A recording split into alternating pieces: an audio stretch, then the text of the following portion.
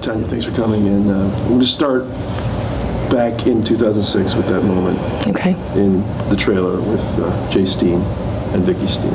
Okay. Vicky was not Vicky Steen then, but take me back to that day. What day was it about, and what were you doing? It was early spring. We had just gotten home from work. I dropped her off.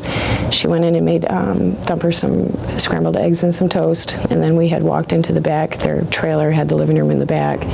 Thumper was in there watching the news, and we just started talking. Something came across the news about Heidi, and Vicky and I were actually talking amongst ourselves, and we were just basically making a comment about, we wondered what happened to her.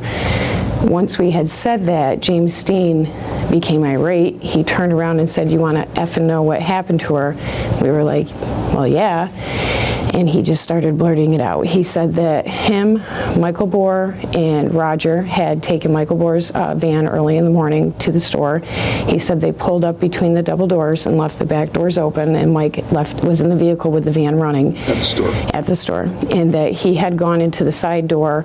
Roger went into the front to distract her. He said when he went in around the counter to get her, he grabbed her like this. He said, "I grabbed her like this." He said, "Once I grabbed her like this," he said, "Roger jumped over the counter, proceeded to grab her too. They dragged her out the side door." Then he laughed and said he hit the van real hard with her. Once they hit the van real hard, he said, Mike took off like a bat out of hell. He said she fought for her life, went to Jen's, and they weren't supposed to go to Jen's, but they did. And when they got to Jen's, Jen was pretty upset, flipping out that they had brought her there. He said then they beat her with whatever they could find in the garage. He said then they wrapped her up, and then he laughed again. He said when we took her across the road, we almost got caught by an oncoming car. He said because we couldn't get her into the thicket.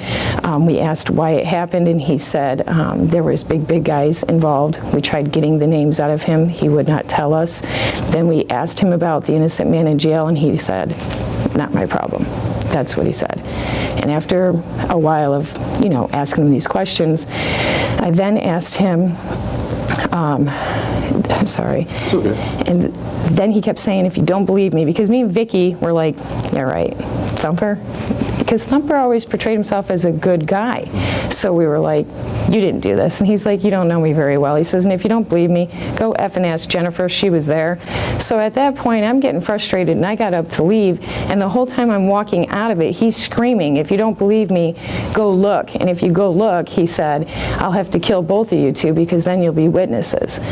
Years before this, I had already had a premonition that Mike had done it and Roger had done it. And when James was telling me this, I did not tell him that I already knew Mike and Roger were involved in it. I just kind of kept my mouth shut and let him keep talking. I didn't feed him anything. Years before that, I had caught on to Roger. I picked him up on a property on 69. About when? I want to say 1996, 97. Oh, okay. Yep. I picked him up with Michael West on 69 at that dumpy place on 69 there. This is Roger Breckenridge. Yep. Yeah. And I kept telling my husband at the time, said, "Shaw, don't let him in the truck. He had something to do with Heidi," and I was arguing with him about this. Finally, he lets Roger in the truck, and I start giving it to Roger, asking him about Heidi, and he had the same response that she was a rat, and he kept looking out the window. By the time we got to Fulton and dropped him off and he got out, everybody looked at me and said he had something to do with it.